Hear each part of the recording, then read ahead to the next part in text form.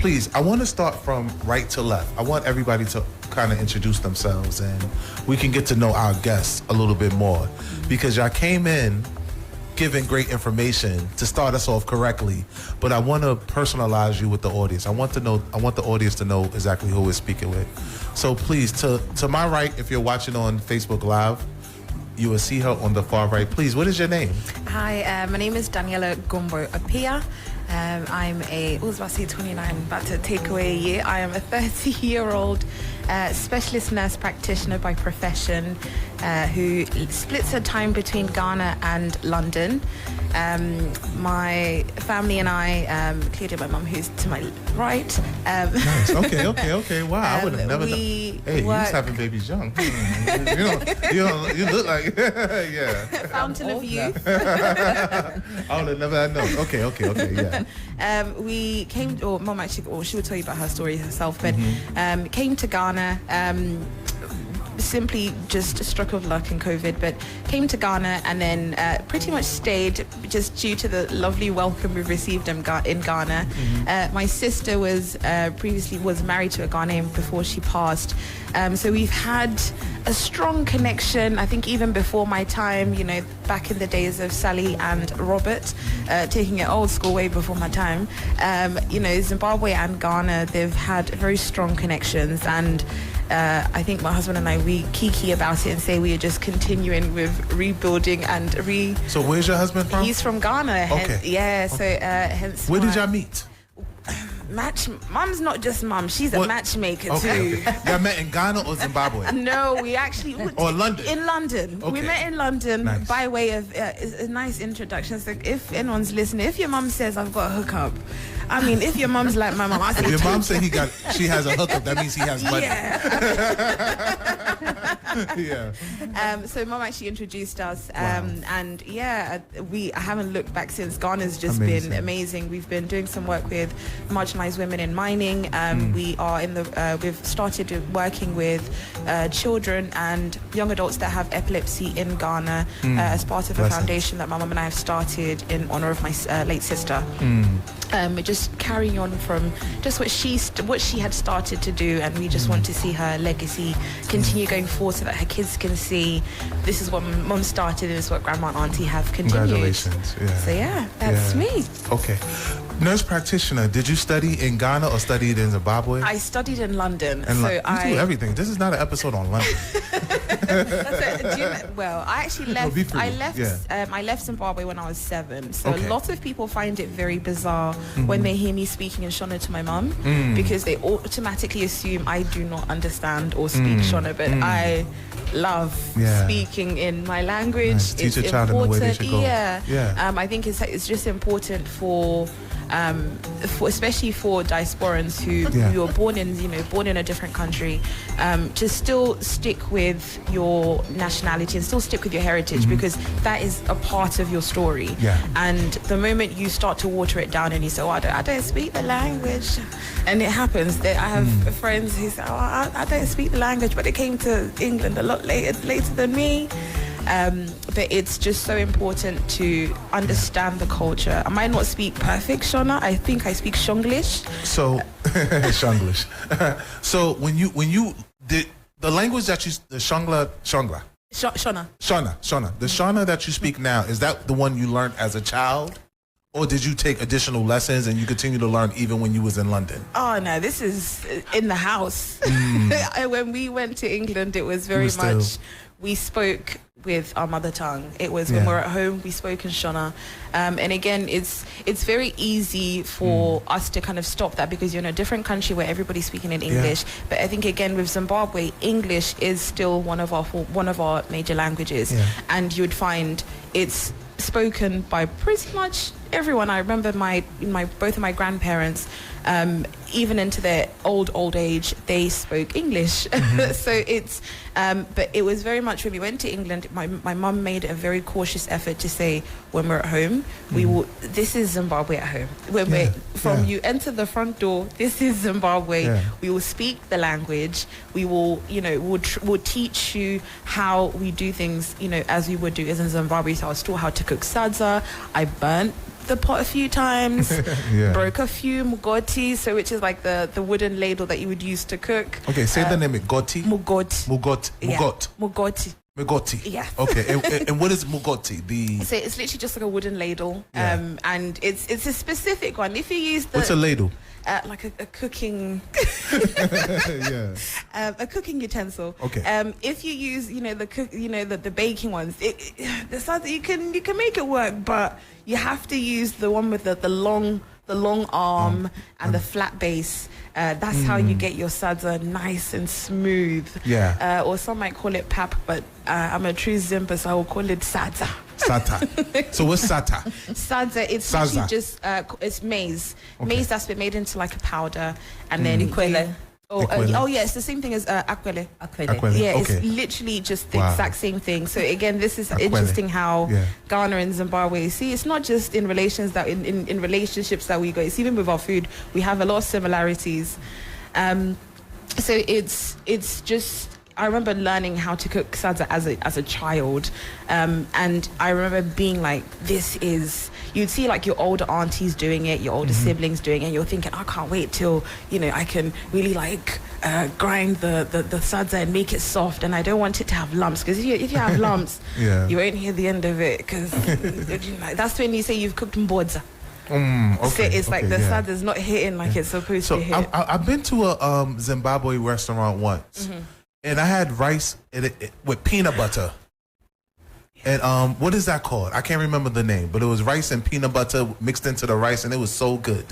Rice with dovi. I don't know if there's it's mpunga with dovi. Yeah. Mpunga with dovi. Yes. Dovi is what? Peanut butter. Dovi is peanut butter. Yeah. That's okay. just when you said that, my mouth even salivated. Because now I'm thinking, it was nice. We might have to have some of that for dinner. And what's the name again? Mpunga with dovi. Mpunga with dovi. Yeah. Mpunga is rice. Yes. Okay, mpunga. Yeah. Okay, with dovi. Oh, nice. Don't worry, next time I'll bring you some. Oh yeah, I would love it. Yeah. So we're gonna go to mom in the middle next. But every time my father brought me up, I'm from New York City, born and raised, but my father brought me up as traditionalist and loving Africa and teaching me about different parts of Africa in the country and the heritage and the history. So every time she would speak about her childhood and what you implemented, I hope you noticed, I always looked at you, was like, good. Because I was raised that way. Yeah. And, sometimes as adults or parents, we don't realize the real effect that we have on our children until they turn into like full grown adults. Yeah. So congratulations on all you've done to have your daughter beside you, and, very, very impressive. Thank you. And you found her husband? Hey. You've done well. Please tell us your name, Mama. My name is Inette Hodgkins, but my maiden name is Inette Kambarami. That's my Zimbabwean surname. Say Kambarami. Yes. Kambarami. Yes. Wow. But, I'm called. Does it have a meaning? Kambarami. Kambarami is a bed. A bed. Yes. Okay. Yeah. All right. So I'm an accountant by profession, and I'm also a social worker by profession, and I also did mental health nursing by profession. I trained accountant. I've been an accountant. I was from Zimbabwe. Then when I moved to the UK, I worked as an accountant for a chartered accounting firm for about 4 years. Okay. Then I changed my profession. That's when I went and did social work, where I ended up doing my master's in mental health, and I ended up having qualifications for best interest assessor, approved mental health practitioner in that field of the healthcare and social care in the UK. And then from there, I worked in health and social care under NHS and social services for years before I started my own business, where I do run domiciliary care, and I also have care homes. I do have supported living. Is that outpatient services? Yes. Yeah, outpatient services is something that continuously over outpatient services is definitely still futuristic thinking. Yes. So that's good. That's good. So at least we are still protected from this artificial intelligence. We are still protected because ours, I think we still have to do hands-on work. I say embrace AI. Yeah, so I say embrace AI. Yeah. I think it's going to lead to the imagination, the arts, to make it to come back, to the creative thinkers to come back. Yeah. Because now it's so many. I understand people rely on jobs, but yes, I said but it frees up more of our time. Yeah. So I think the evolution of the creative thinker is going to come back with AI doing some of the more mundane tasks, that people may make a living off of, but people are not following their passions. But we could talk about that another time. Yeah. So so that's what I do in the UK. Supporting vulnerable people and learning disability, mental health, physical disability. That's what we do in the UK. And Daniela also, is one of my managers there. And who's that? My daughter. Your daughter's one of your managers? Yes, she's one of my senior managers there as well. Oh no, one of your managers as the owner, the director. Yeah, she's one of your managers. Okay. At first I was like thinking that she was your manager. Like, don't have manager. So it has grown, Congratulations. And we thank God for it. How long have you been in the UK? I've been in the UK for 20 years now. 20 years? Yes. Were you in Zimbabwe the entire time previous to that, or? Yes, I was. You mean when I was in Zimbabwe? Yeah. When did you leave Zimbabwe? I left Zimbabwe 2000. 2000. Okay. Yes, August 2000. That's when I left Zimbabwe. Yeah. Yeah, and I was working in Zimbabwe as an accountant for INSCO, which was head office for Chicken Inn. I saw Chicken Inn came and they've Chicken Inn. Yes, Chicken Inn, Pizza Inn. I think it was in Ghana. Inn. Yeah, but I think they've moved out now. Yeah, and they're still everywhere.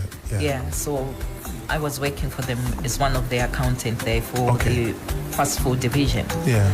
Then from there, I now moved to the UK. That's when I worked as an accountant in a chartered accounting firm. Then moved again. Went back to university, but I still continued working as an accountant, having some subcontracting work with my chartered accounting firm. So from there, my daughter being married to a Ghanaian, I visited Ghana. Then I went with a friend to Takwa. Then I saw these people who were burning gold on the station. Which doesn't happen in Zimbabwe anyway. You wouldn't see people burning, gold everywhere. So, that's not. You don't expect this on the side of the road in the street. Yes. They got gold like that in Takwa. I'm about to be in Takwa tonight.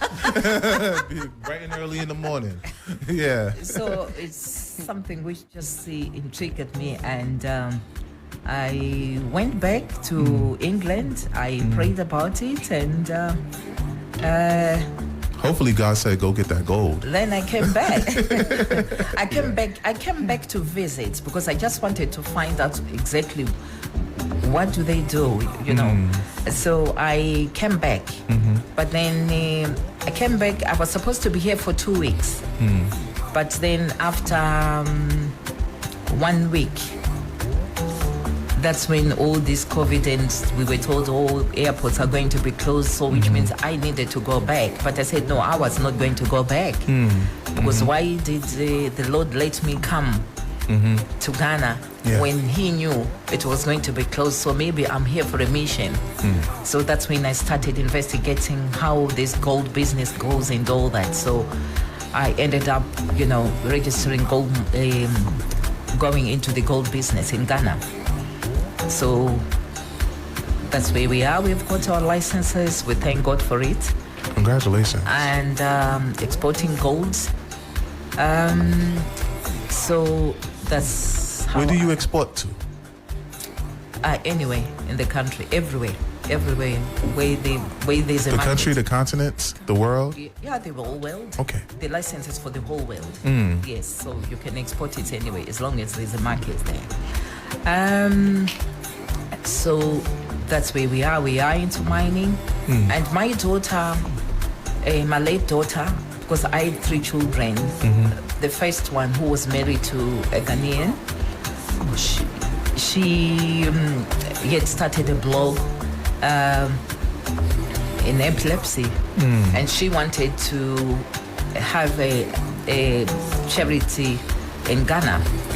So, let me ask you both this question, because when your daughter first mentioned it, it popped in my head, and I said, let her keep talking. How serious is it when strobe lights and flashing lights on computer screens, on television, on phones triggers epilepsy? It can be a trigger. So with my sister, her seizures, they were well managed for several years. Fortunately with medication, but I know for some of our service users in the UK, even things like temperature, if the room gets too hot, it can deregulate them, just their whole hormones, and then that could trigger off a seizure. So you'd find there's certain houses that we have where we actually have to be cautious of the lighting. Things like this bright light, that wouldn't work for some of our residents. So it's every person will have a different trigger. So it's not everybody that will be triggered by the strobe lights. Some people might be triggered by having being too hot. Some people might be triggered by being too cold.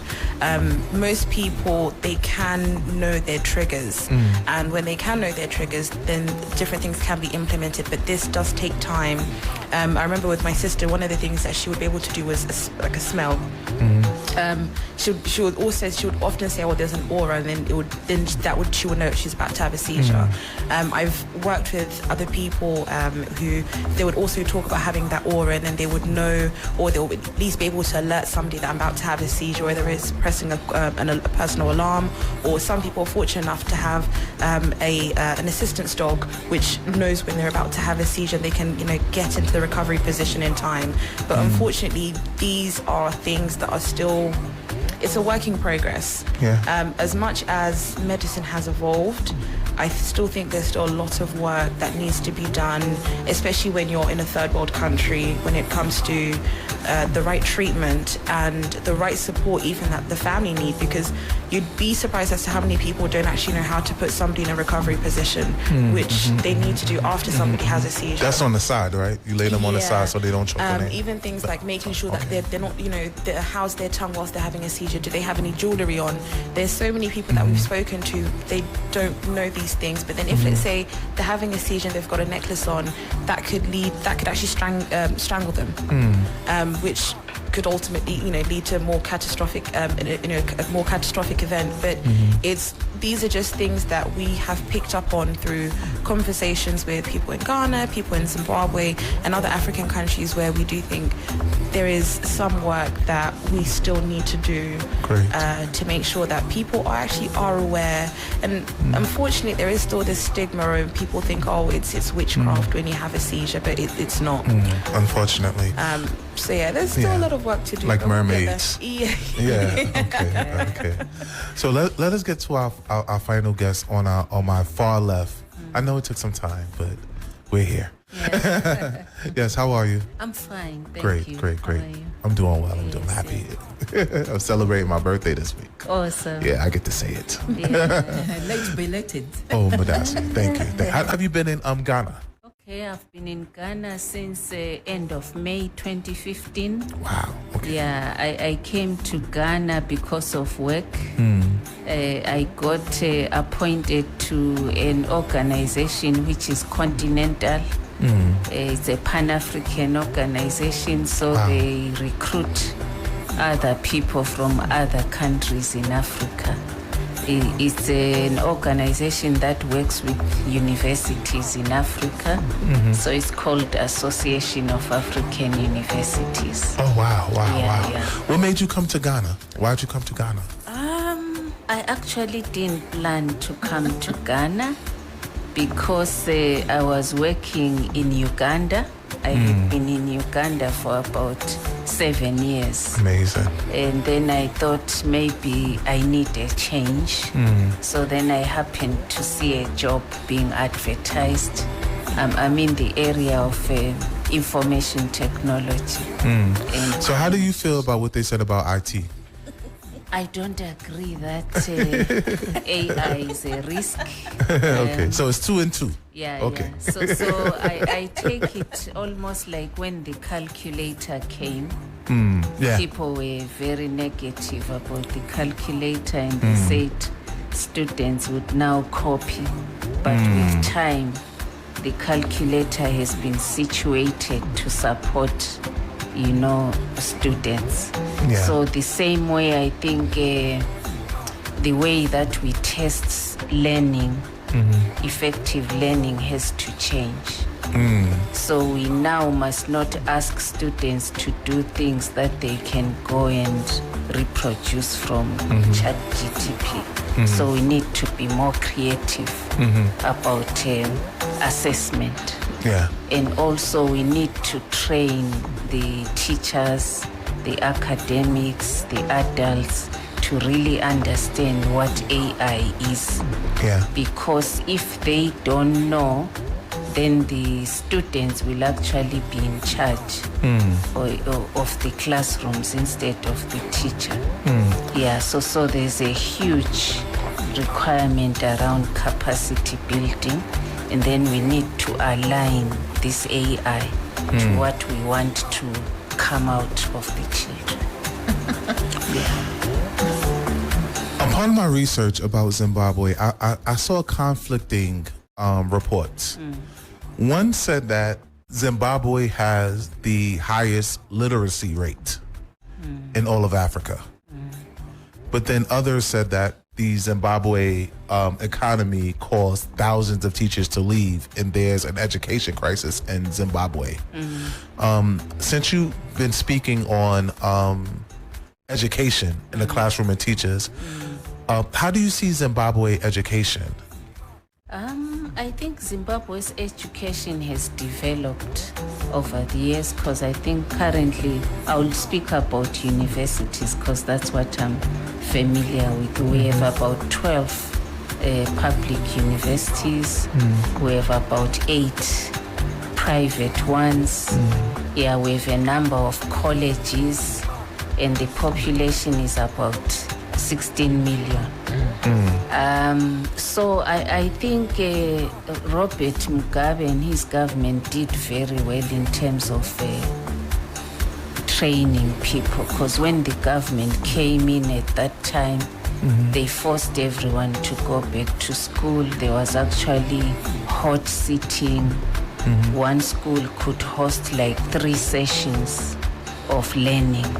So the government believed that once people are educated, they can take care of themselves. So I still believe that the literacy is very high, but I don't believe we still have the same quality. And I don't think it's only Zimbabwe. It's many African countries that are suffering this, because the best people seem to leave. Yeah, even in other African countries, they seek greener pastures. So we seem to be training people, but training them for other countries. For other countries, and not reinvesting. Yeah. So we need to find a way to retain our talent. Yeah. Do you have any ideas on how to retain talent in Zimbabwe? I think, for example, technology offers a huge opportunity for us to tap into the diaspora. People don't have to be physically in Zimbabwe. Zimbabwe has opened, excuse me, forgive me for interrupting, because it's something that I actually watched on one of the videos I saw. The guide, the person doing the video, he was surprised to find out that it was such regular internet access in Zimbabwe. Does Zimbabwe, especially in the major cities, has easy public internet? I wouldn't like to say it's easy. People pay for it because it's mobile phone based mostly, but there is coverage within the cities. But I can't say public Wi-Fi. You have to subscribe to it. Okay. Yeah. How do you think AI can help retain the brightest of Zimbabwe into the country? So I don't believe about them being in Zimbabwe. I believe that they can be wherever they are. Remotely. Yeah. And then they can maybe contribute to things like machine learning, where they produce content which can then be tapped into by artificial intelligence for teaching and learning. Or we could actually develop very high quality content for our online platforms and make sure this content is of world-class standard. Then these people can come in to deliver these lectures. So I think what we need to focus on is very good infrastructure, very good teaching and learning content, and then we need a very good system to coordinate the diaspora so that they can contribute from where they are. We need programs that allow diaspora to be mobile, to come in and go as they please. Because I don't think it's about forcing people to be in a particular place. And even in Ghana here, if we have good professors in a particular area, why doesn't a professor at the University of Ghana teach for the University of Zimbabwe with technology that's possible? Then we don't need to be trying to reproduce the same people, the same expertise, but we can share it. Great. Yeah. Great. Still with our guest from Zimbabwe. If you stuck around from the last segment, they discussed something as a continuation the whole time, and I'm like, man, should I tell them to stop? But I don't want to break the momentum. Please, what were y'all discussing? The last thing we were talking about was AI before we in the Zimbabwe school system, and as soon as we signed off and went to commercial, y'all continued the conversation. So Mama started. What was it that y'all that you had to say?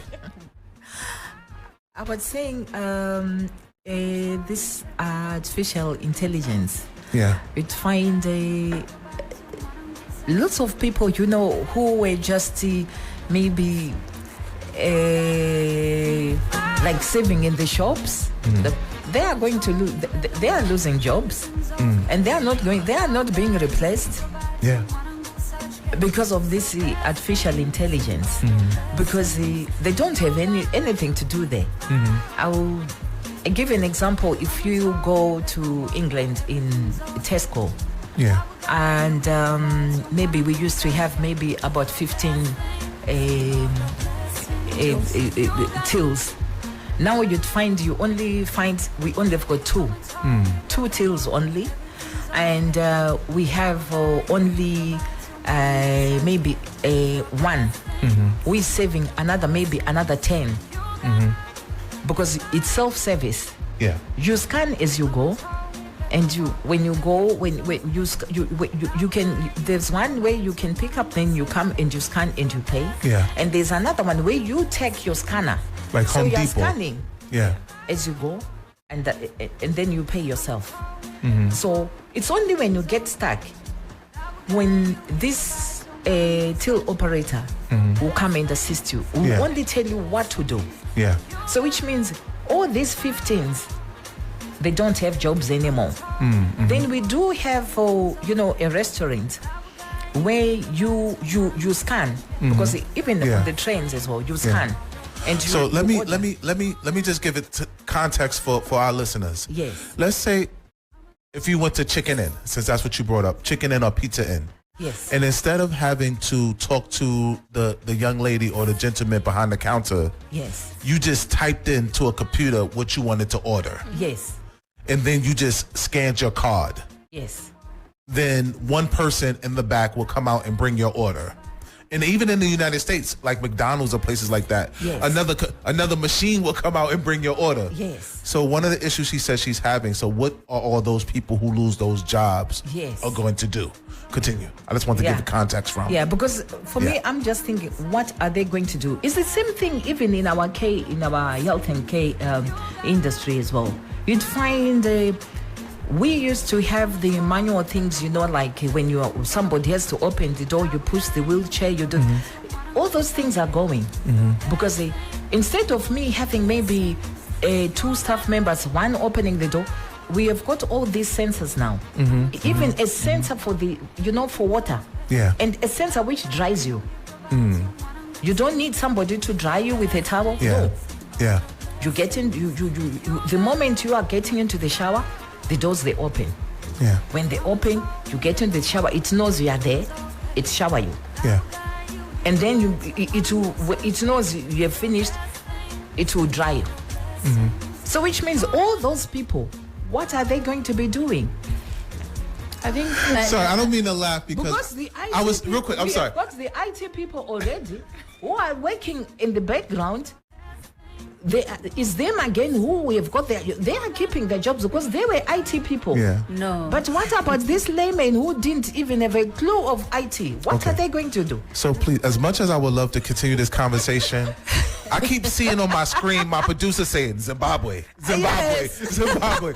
So we have to stick with Zimbabwe because I'm a believer in.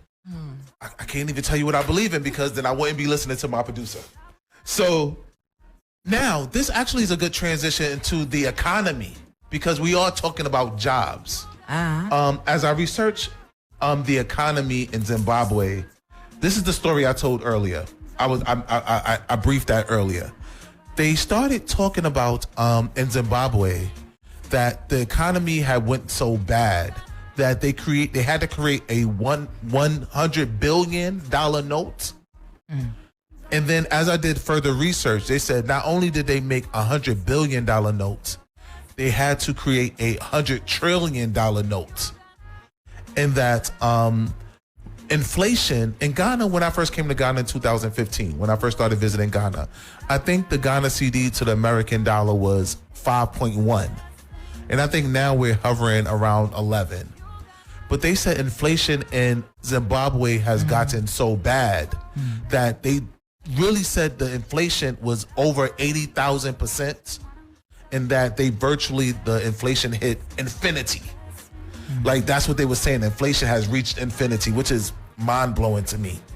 How has the economy in Zimbabwe started to rebound? I read things like they even use dollars. They even use other currency. They don't even though the Zimbabwe note has been reinstated, a lot of people don't even use Zimbabwe notes. That's like being in Ghana and people say, I'm not even using CDs at all.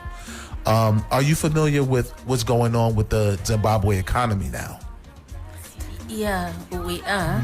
Of course, we no longer have $1 trillion notes. We don't have but there was a period when that happened. I think it was around 2007. 2008. 2008. 15 years. Is that 15? Yeah, that's recent. Yes, Yeah. So, and then we opt to dollarize, use US dollars to counter this inflation problem. So we have a Zimbabwe dollar, but now we are using a US dollar. And we also use currencies like the South African rand, Botswana pula. Yeah, in my view, the economy is still not good, but we are not back to 2008. And they told me my research said the $100 billion note only brought about one loaf of bread and 3 eggs. And the thing is, it didn't last for long, that 100 billion, no. Yeah. I think it was just for a very short period. Okay. And I think they revisited and they revised everything. So, because even if we say the 100 billion was paying for a loaf of bread and just some eggs, but it really depends whether if I'm getting 100 billion, was my salary 10 billion Was my salary 20 billion? So it really doesn't really matter whether that billion was what it was buying, but it's about how much was I getting in order for me to buy the one bread and the egg, isn't it? Yeah.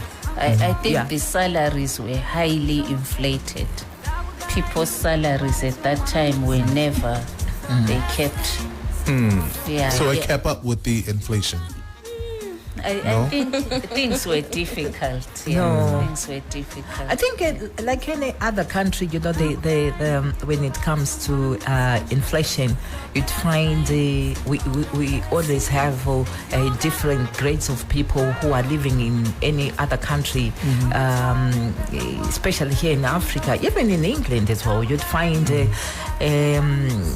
some people, no matter what the inflation is, they still have a very good life, and whether even they are not, even if they are not even in politics or what, but they still manage, and they are going higher and higher. And you know, they always say, you know, the richer they get richer, and the poor they get poorer. So I think it's. So if I went to Zimbabwe tomorrow, right after Beatz Africa, I fly out to Zimbabwe. Yeah. Would you advise me to take American dollars or to convert into the Zimbabwe dollar? American dollars. Use the American dollar. Yes. So let's just say 10 American dollars is about 100. It's a little higher, but let's just make even numbers. So let's say 10 American dollars is 100 Ghana cedis. It's really like 111, 112, something like that. But let's just say, what can I get in Zimbabwe for 100 Ghana cedis? Thinking 10 American dollars. Oh, you can buy lunch in some places. Yeah, you can buy lunch. That's expensive. I can buy. To pay with how much? US let's say 100 Ghana cedis. What can I get for 100 Ghana cedis in 100 Ghana Zimbabwe? cedis, that's $10 US. $10 US, yeah. Oh yeah, $10 US. You can buy some a meal in Ghana, in Zimbabwe, with $10. A normal meal? Oh yeah, you can pay your sada. Like. But I don't think many Ghanaians are paying 100 cedis for lunch. Where? In Ghana, yeah. In Ghana? Yeah. Oh, it's unfortunate. I took out my receipts. I would have shown. Hey, we're talking to privilege. We might be talking to big. We're talking to big women here. Forgive me. Maybe we're talking to a lot of big people on our. I think if you're looking at the average Ghanaian, you can go. You can food-wise, you can go somewhere in Ghana and spend 30 cedis and have a decent lunch. Yeah. In Zimbabwe, it's definitely not the case. We don't have chop bars in Zimbabwe, which is, I think, where you can spend 30 cedis in Ghana in a chop bar. But let's say you were going to go maybe to a restaurant. I won't drop any names because, you know. Yes. I probably already got penalized. But if I was to maybe go to a proper sit-down restaurant, I would be spending about the $10 and above. But in Zimbabwe, we don't have chop bars. We have places where you can go and you can braai or you can barbecue your meat. Because, you know, as you said earlier, we're a landlocked country, so we love meat. There's no meal that does not have tangible meat. And when we say tangible meat, we're talking your beef, your chicken. I remember I'll tell you a little funny story. At one point, mom looked at you like, she did not like mincemeat. She would say, mincemeat is not meat. Yeah. Like, I need a meat with a bone. And it's very common. Even if you look on Instagram and you check on Zimbabwean food, you will see a meat with a bone because that's just what we're really into. And so I'll be honest, you wouldn't get that for $10. Yeah, but for $10 you can get your sada. There are places like what we call mereki, and you know the way you know akwele. They cook akwele and you barbecue your meat. Okay. Because Zimbabweans, they like, you know, all these barbecuing. So you have your what you buy your meat and you give it to these women who barbecue it for you, and you just buy from them akwele. Then they do the tomato and onion. Yes, you can buy for $10. Okay. See? Yeah. $10, and it's a lot of food. All right. It will be a lot. Maybe I'm different, but A day, I could spend 111 CDs a day, 110 CDs, 100, let's say 100 CDs. Yes. 100 CDs a day. That's 500 for lunch alone. That's 500 CDs a week. It's a lot. Yeah, it is. It's definitely a lot. But that's one thing which I noticed, which is very different from Zimbabwe. Yeah. As when I'm going to work in the morning, I also take my lunch. Whatever was left over in the night, I can take it, and that's what I eat for lunch. Breakfast, I've noticed here in Ghana, people, they buy porridge which is in a plastic. Yeah. As Zimbabweans, in Zimbabwe, you don't see people selling porridge on the streets. No. So I think maybe that's where... What does a normal Zimbabwe have for Zimbabwean? You can cook the porridge. I can cook the porridge and take it to work. Why should I buy porridge from someone on the street? That's Zimbabwean mentality. I can do my own sandwich. I buy my bread, a loaf of bread, take it home. So I wouldn't spend 500. So in Zimbabwe, for lunch, no. In Zimbabwe, you're either cooking at home or cooking in a restaurant. There's no in between. Okay. But we do have some, like the chicken in and all that, and even the one which I was talking about, that's merek and all that. But it's not that, like people, they have to, to say, I have to do that. No. Maybe once in a while, or maybe month end when people get paid, that's when you find this place is full. But otherwise, people, they've got this tendency of, bringing in their food, some, a sandwich for their breakfast at work. Or maybe your leftover rice from home, or even if it's akwele, you bring it. You bring it to work and you eat it. I think I have a slightly different opinion. I think your millennials and your Gen Zs, everything is on social media. So because everything is on social media, you want people to see that you've eaten, that snazzy lunch or whatever it is. So people nowadays, they are tending to go out and have, food that's out. It's becoming just the norm, and so whilst maybe before it would have been a thing where you would make your packed lunch and you would bring it to work, and then you would go back home and you would you'd cook your food and everything like that, but things have started to shift. We're now seeing food bloggers are coming in. We're now seeing we're even seeing restaurants even having food competitions, and they're doing all these things purely because it's going to bring them more revenue. I can be in England and I'm reviewing and I'm watching food that's being cooked in Zimbabwe, and I'm thinking, okay, so next time I'm in Zimbabwe, I'm going to go to that specific restaurant because I've seen, this blogger that's been posting this food. Great. Also, Zimbabwe has 16 official languages. Do anyone know them all 16? We actually spoke about this very briefly. You'd find you've got 16 official languages, but there's sub-languages. Okay. Does anyone, I'm going to test these guys, see if they know, because evidently I don't know all of them, so I'm not going to throw them under the bus and see if they know. Do you guys know the 16 languages? No, not really, but I think I know the main languages. Okay, is there a way we could play a game? Whoever gets the most of the languages right wins. Okay, what do we win?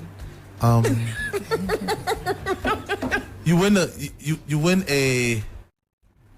a dinner at. Hold on. Right, I'm sorry, not at that place. They didn't pay us for sponsorships. My producer's gonna say, Rashad, you shouldn't have said that. They didn't pay us for sponsorship. That's my mommy Akan voice. That's my mommy Akan voice. You can't be saying places' names. But we'll sort out a prize. Okay. Yeah. How many of the 16 can you name? Okay. Shona, English, Ndebele, Tonga. Oh, so you can only name 2. So hopefully you look okay. We're gonna go to the next person. I know Chewa, Kalanga,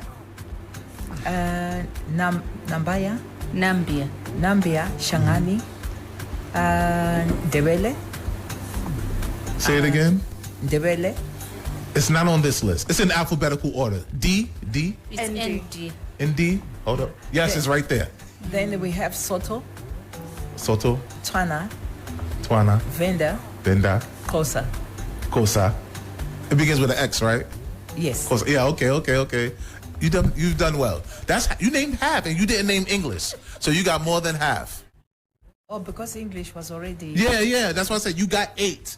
And English would have made 9, So you've done well. You've done well. Yeah. Would you like to take a chance to see the ones that she didn't name? No, I think she named most of them. Okay. Here's one that y'all might have missed. That could be easy. They have sign language listed as an official language. Were you aware of that? Yes. Okay. Did you name sign language? No, I didn't, but Okay. I forgot. No, it's okay. These are things we'll talk about more in detail a little later. I also see they say in Zimbabwe that they believe that mermaids are real. Is that true? I don't think so. I think it's things which were done in the past. But when Christianity has become a major practice, you'd find this mermaid thing. It's no longer. And the thing is, all the rivers now, people they just use them anyhow. Whereas a long time ago, even before our time, they used to really protect their culture, their ancestors, and that's when they really were into this mermaid. But now things are different because you'd find, things, the world is changing. Yeah. Yeah. No more folklore. Yeah. So, respectfully, if somebody disappeared or somebody drowned, they're not going to say a mermaid took them away. They're really going to investigate what really happened, or try their best to kind of figure out, like, okay, maybe the ship just sunk, hit a rock, or wow. We talked about language a little bit. How do I say thank you in Zona? Shona. How do I say thank you in Shona? And Maitalelu. no, Maita Henyo. Mayeta hinu. Or Majita No, Mayeta Henyo. hinu. Yes. Or In In Debele. Ndebele, you said I want in Siyabonga. Shona. In Shona is Because that's y'all language. That's the one that y'all said that's in our household. in our house. But to be fair, our household is a melting pot of many languages. Yeah, I'm sure you hear thank you, Madasi. Oh yes. Yeah. So I would, if let's say I was, saying thank you to mum or somebody that's a bit older, my tabasa, but it would be Matabasa. like you have to be respectful with it. And you have to, Matabasa. so for a woman, you would clap with your hands like this, and for a man, it's like this. And Okay, you so- have to cup your hands because the sound has to be. Yeah. And this is for a man. Yeah. And what do I say? My tabasa or my tahingu. Maita hinu. Yes. Maita hinu. And if I want to say thank you to mama, I go, If I'm saying thank you to mom, okay, I usually say thank you, mom, but I would say my tahingu mama. okay. No, I mean, like, if I want to say thank you to your mom, I would say, like so. my tangu. My No, tahingu. you still do this. You I still do this. Yeah. Okay. My tahingu mama. So at the end, My we just end tahingu. the mama. Yeah. okay. Maita hinu mama. Yeah. Okay. All right, let's get back to I'll let you on the left. Please, what is your name, please? I'm not Modlamini. I'm also called a queer. Okay, queer. Yeah, that's your yeah. Ghanaian name. Yes. Okay. Even though I speak Shona, but my mother language is not Shona, it's Ndebele. Ntebele. Yeah. So we come from the southern part of Zimbabwe. Okay. Yes, yeah. So our language has clicks, and it's also connected to other South African languages. Okay, Like okay. Zulu, Xhosa. Zulu. So there's a relationship with those other languages. So how do I say thank you? Siyabonga. Siyabona. Siyabonga. Siyabonga. Yeah. Siyabonga. Yes. Every time I'm hosting and they teach me how to say thank you in their language, whatever country we're in, and I review the tapes later, I sound so terrible. And the guests just be like, yeah, you're right. But when I actually listen to the replay, I be like, oh. I get so embarrassed. Yeah. So tell me one more time. Yeah. Siyabonga. Siyabonga. Yeah, with an NGA at Nga. the end. Nga. Nya. Yeah. Siyabonga. Yeah. I'm gonna watch the Facebook Live replay later. I'm like, oh, I was so terrible. Okay. Zimbabwe is more recently involved in the Olympics. Is that something that's looked upon as far as sports in Zimbabwe, like being actually more involved in the Olympics? Because some of the research I've done said that 2004 and 2008 were really the first Olympics that Zimbabwe were winning gold medals. I think a long time ago, even when I was young, I know some of our Zimbabwean players like Peter and Lovo and all that, they were also playing for England.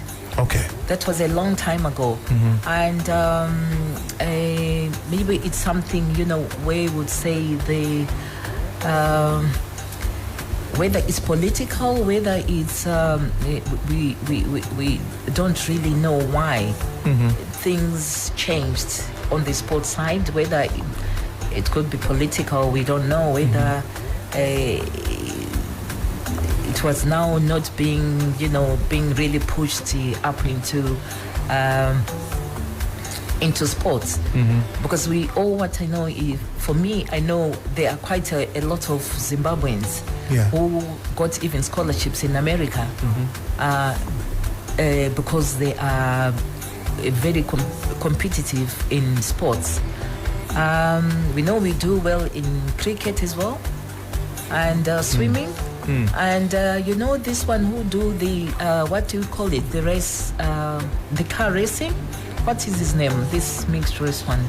I want to know his name. I won't even attempt to say I know the name. Not too much. Do you know the name? There's this one who is he was winning. He's Zimbabwean, although he is not playing. Don't worry about it. He's not playing for Zimbabwe, but what we know is a route from Zimbabwe. I'm going to look it up. Yeah. I'm going to look it up online now while we're here, so Beatz Africa can get real-time information. What is Zimbabwe's relations with other African countries? Since we just leaving our East African correspondent, like with I think East it's Africa. a good relationship. For one, we don't need visas to go to those East African countries. And also we share a lot in terms of the colonial history. Oh, because I made a note. South Africa became independent 1994. I have here 1910. No. South Africa formally achieved its independence from Britain on May 31st, 1910. And then the Afrikaners took over. See, y'all was talking something else. So for anybody who was at the introduction to the show, and I said Zimbabwe is the youngest or the most recent, no. I was right. So tell us about that's interesting. What is the Afrikaners, though? What is that? Afrikaners are the white people Okay. who are like indigenous. Yeah. Yeah. And if you continue to go, but even if you want to go into the white farmers being booted from Zimbabwe, does that have anything to do with Afrikaners? The white farmers from Zimbabwe, were they Afrikaners? No, they were not. That's different. Okay, Yeah, please tell me about different. the Afrikaners. Yeah. Yeah. So the Afrikaners came to South Africa a long time ago. And I think they speak Afrikaans, which is like German. it's Sort of. it's not German. But it's not German, no. No, it's not German. Excuse me on that. It's the other country. I'll remember it. Is it with that? Y'all can talk amongst yourselves into the mic. Don't worry about The it. Dutch. It's the Yeah. Dutch. Dutch. Yeah. Okay. It's the Dutch. It's a yeah. version of Dutch. Yeah. So they are normally a very conservative group, and I think they've been into farming. They more like live in the rural areas. And So where are the Afrikaners from? Like how? Okay, so I think they are of Dutch origin. okay, that's what you said. But let me give a let me just backtrack and see how. So 1910, Zimbabwe was free from Britain colonial rule. South Africa. South Africa colonial rule. Yeah. Okay, South Africa. I know my producer's gonna be like Zimbabwe, but and then they went into Afrikaners took over, and then that was 1994, which is why they say South Africa is the most recent. Then the majority rule came in 1994. Okay, we don't want to talk about South African history. Okay, but that shows that our guests are very well versed, and will we continue to appreciate. So another readings that I've been doing lately is that Rwanda has opened up visas to all African countries. In recent news, also Ghana and South Africa has ended the need for a visa. And you just said that Zimbabwe can travel. Zimbabweans is that how I say Zimbabweans can travel to East Africa freely. As people who travel and are well versed in travel, do you really see a non-bordered Africa one day in our lifetime? Just like how Europe before Brexit, when Europe had pretty much no borders almost. Do you see Africa as a continent eventually turn into something that really has virtually no borders, like 40 countries out of 54 or things of that nature?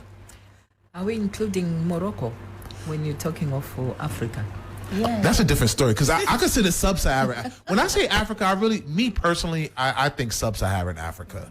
I don't really count Northern Africa, but if I met somebody from Morocco or Egypt, I would bring them on Beatz Africa. I think we can get to that place, and I think we are making strides in doing so. Do I think it will happen within our lifetime? I think certain elements of it, yes. I think there's still a lot of groundwork maybe that needs to be done in terms of clarity. We had an event last year where we actually had some of the members of AFTA come in and speak, and they spoke about the free borders and trying to open up Africa, and some of the themes that kind of came up in the conversations from the different panels. It was, we were saying we want to do these things, but how can we actually implement them correctly?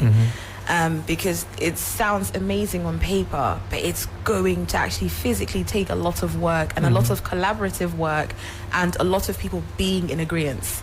And I think maybe this is where we are kind of falling short on certain areas. Yes, we're making positive strides, with Ghana and South Africa kind of opening up and now being visa free. You spoke about Uganda as well, and that's Rwanda. Sorry, that's great, but there's still so many other African countries, and even if we look at Morocco, even if any of us wanted to go to Morocco, it's not. If I have my my green Zimbabwean passport, it's not just that straightforward for me. Even just for me to get from here to Zimbabwe, there's no straight flight. I have to go either through to Ethiopia and then wait in Ethiopia for about 6 hours, however long. I love layovers. Then keep going. I understand. We're saying that we want to be borderless, but how borderless can we be when there's still so many restrictions just to get from one place to another? It takes me a lot longer to get from here to England than it does to get from here to Zimbabwe, and that's a problem in itself. And I think the way that it will happen, it will be through the regions first. SADC region is now open to those from the SADC. ECOWAS is open to those from ECOWAS. So now what we need is regional agreements. For me, for example, being in Ghana here, because we go to many African countries, I struggle to travel in West Africa. Ghana, of course, I don't need a visa. Senegal is slightly easier. It's almost like Rwanda. But all the other countries, except maybe Benin, I need to apply for a visa. What I notice as a sub theme that's not spoken of, I feel like when countries do these things, they're putting more onus on personal accountability rather than government implementation. And this is an idea that I just started kind of developing. So these are like the raw early thoughts. But I see when countries start to open up their borders, and say you don't need a visa. It's more like, okay, like we're expecting you to come here and behave. Yeah. And I also think that personal accountability, idealistically, is something that we start to put more. And really, when people do wrong, make them feel the ramifications of doing wrong, but give us the benefit of the doubt of being able to travel freely and adhere by the law. And hopefully the laws are, legit also. Don't say I could come there free and then you extort me or kidnap me or something crazy. To any country. I'm not talking about one specific country. Yeah. I think it's quite difficult because the thing is, I'm just thinking, I agree what Notomo was saying to say maybe they are working on regionals, but at the same time, are the regionals working? So, like me, I'm 60 now, so which means if regionals are not working now, I don't know whether it's going to work in my lifetime. I've read an article recently. They believe that someone on Earth right now will live to 200. That person could be 100 already. That person could be 5. So I don't, so maybe with artificial intelligence. With artificial intelligence can come up with a million ideas. I'm a big proponent of reparations, and I strongly dislike the excuse of how are we going to implement this. So when I do hear that, I always say no, figure it out. Because another story that I've recently started to share. I can be a conspiracy theorist, but I said, if in this world the coronavirus was real, it wasn't human implemented, it wasn't a pandemic. If it really happened that a virus or a virus came to the world and the world had to adjust, I think overall the world did well. In all speaking, maybe not perfect, but I think overall the world did well. So if we can, let's just say it wasn't a pandemic, it wasn't government. China, the U.S. had a plan or whatever, that this is how the world handled it. I think the world did well. So why other mathematical problems, we can't figure out? Why different things like travel and certain other implementations we can't figure out if we can plan this well and coordinate? So I like to believe in the greater good, and I like to believe that as people, we are the smartest beings on this planet. And as far as we know, in this universe, as far as we know right now. So I like to think of the greater good. We have about 5 minutes left on the show. I do want to give everybody a brief second, but just before I give everybody their final words, is there anything that you don't think we touched on or you wanted to touch on that I didn't ask that you think the audience would love to know about Zimbabwe? Or I really appreciate our guests because I realized I was sitting here with great minds. And what I want our audience to kind of consider this past show, this current show that we're wrapping up, is that these are thinkers who are from Zimbabwe that we were able to talk to about a multitude of topics, even if it wasn't about Zimbabwe, the country itself. And we have these minds in Ghana and all over the African continent. That's one reason that we can be proud to be African of African descent. But is there anything about Zimbabwe that we did not discuss that you think the audience may want to hear briefly? Yes, go ahead. You didn't discuss about our beautiful Zimbabwe on the tourism side. I briefly mentioned Victoria Falls, but yes, in the Big Five, I did. But what about Zimbabwe tourism? You think Zimbabwe is great. It's got beautiful resort areas, and even the services. Top notch. That's what I can only say. After traveling to even other parts of Africa, we have been, and I would say Zimbabwe, as much as even our economy could be done, but in terms of these tourist areas, they are really good, and it's very safe for people to go there. Are you involved in tourism and hospitality? No, I'm not. Okay. But in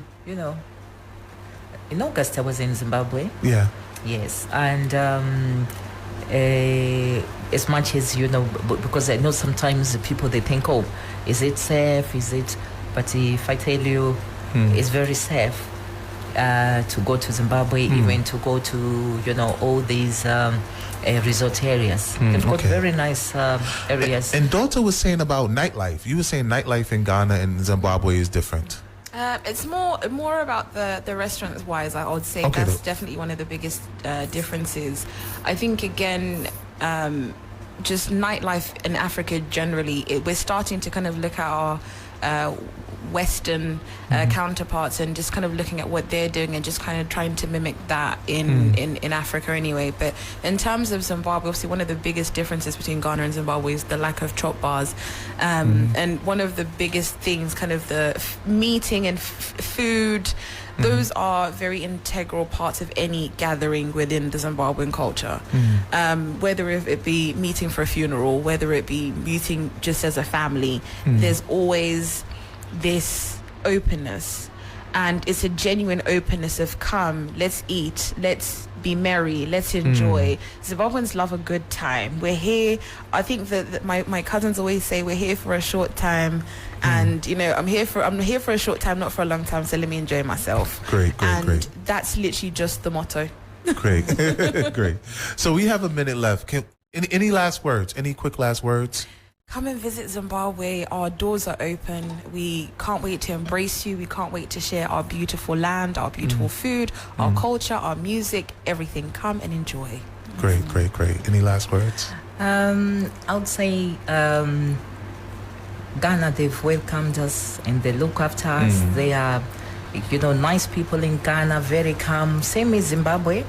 Zimbabweans as well, they are very calm, and we welcome Ghana. We've always welcomed Ghana to Zimbabwe.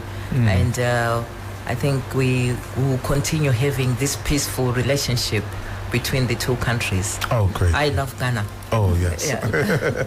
And also just to say thank you to Ghana for hosting me for 8 years. Wow. I think it's been a wonderful 8 years. I'm into my 9th year. I've had no problems. I feel at home, and I wouldn't be anywhere else but here. Thank you. Great. Real quick, your social services, do you have operations in Ghana? No, not in Only Ghana. in the UK? Okay. Because I would have wanted you to share that information for anybody in Ghana who may have. For Ghana, what we do have is a charity. It's called Heather's Epilepsy Foundation. So that's the one that we have started to work with individuals with epilepsy, young adults and adults. Providing terms of medication, trying to support with medical bills. So give that information out for anybody who may want to know about Heather's. You can reach us on our Instagram, Heather's Epilepsy Foundation, and I'll be able to share information.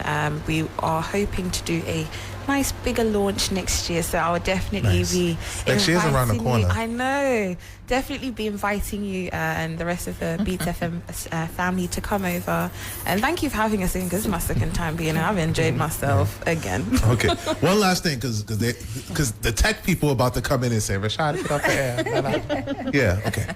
Yes, I wanted to invite the listeners to an artificial intelligence week I'm coming. of discussions starting tomorrow up to Friday. Oh, wow. Okay. So you can check out our LinkedIn, Facebook, Twitter, Association of African Universities. Association of African Universities. Yes, so you will see the flyer there, you'll see the registration link. If you think you want to learn more about AI, please. I'm on her side. This us. is the two.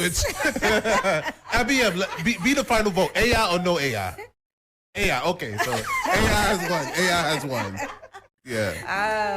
Ladies, thank you so much, and you're welcome back again next year. We're in November, so next year might not be too far, and we'll talk more about Zimbabwe. I know that's the feedback I'm going to give for today. Thank you.